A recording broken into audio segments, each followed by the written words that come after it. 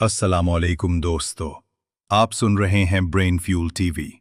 मैं हूं बिलाल रहमान, एक कानून का तालिब इल्म, और आज हम बात करेंगे पीपीसी की एक बहुत अहम दफ़ा की। ये दफ़ा नंबर है 508, जो ग़ुलाम बनाने के जुर्म से मुताल्लिक है। आज हम समझेंगे कि किस तरह कोई शख्स किसी को ग़ुलाम बना सकता है और कानून इसके खिलाफ क्या कार्रवाई करता है। हम तफसील से बात करेंगे। पहला, उस दफ़ा की कानूनी तारीफ। दूसरा, उसकी अक़साम। तीसरा, अमली मिसालें, और आखिर में सजाएं। पाकिस्तान में ना एक बहुत ही दिलचस्प कानून है। एक ऐसा कानून जो माफूकुल फितरत यानी सुपर नेचुरल दुनिया और हमारी हकीकी दुनिया के बीच में एक पुल का काम करता है। ये यकीन और धोखे के दरमियान जो बारीक सी लकीर है ना, इसको वाज़े करता है। तो चलिए आज इस मुनफरिद कानून को समझते हैं कि ये आखिर है क्या और ये काम कैसे करता है। अब ये सवाल सुनने में शायद बहुत अजीब लगे, है ना, लेकिन ये बहुत अहम है। दरअसल यही वो सवाल है जो पाकिस्तान के कानून के एक खास हिस्से की बुनियाद है। एक ऐसा हिस्सा जो माफूकुल फितरत जबर यानी गैबी ताकतों का खौफ दिलाकर किसी से कुछ करवाने के खिलाफ तहफ़्फ़ुज़ फराहम करता है। अच्छा, इस कानून को ठीक से समझने के लिए ना आइए एक ऐसी मिसाल देखते हैं जो हमारी रोज़मर्रा की ज़िंदगी में भी हो सकती है।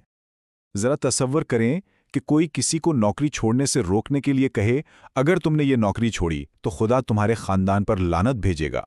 अब देखें, ये कोई जिस्मानी धमकी तो नहीं है, लेकिन ये खौफ का इस्तेमाल करके किसी के फैसले पर असरअंदाज होने की कोशिश ज़रूर है। और बस यही वो चीज़ है जिससे ये कानून निमटता है।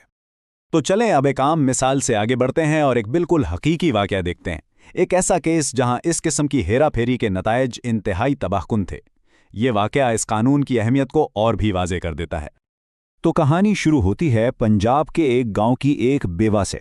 उसे बताया जाता है कि उसके बेटे पर किसी ने कुछ करवा दिया है, वो मलून है और उसकी जान को खतरा है।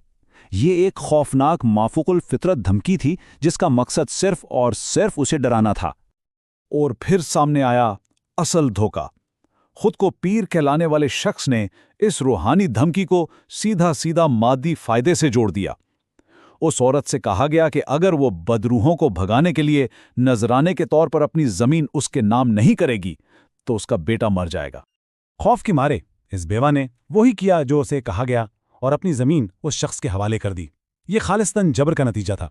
खुशकिस्मती से पड़ोसियों ने जब ये सब देखा तो उन्होंने मुदाखलत की और इस फ्रॉड की इत्तला पुलिस को दी, जिसके बाद इस पीर पर मुकदमा चलाया गया।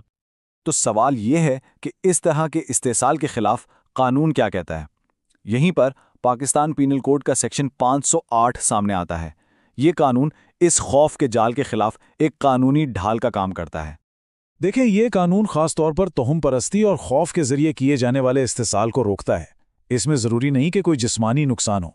ये दरअसल जहनी और जज्बाती जबर के खिलाफ तहफ़्फ़ुज़ फराहम करता है।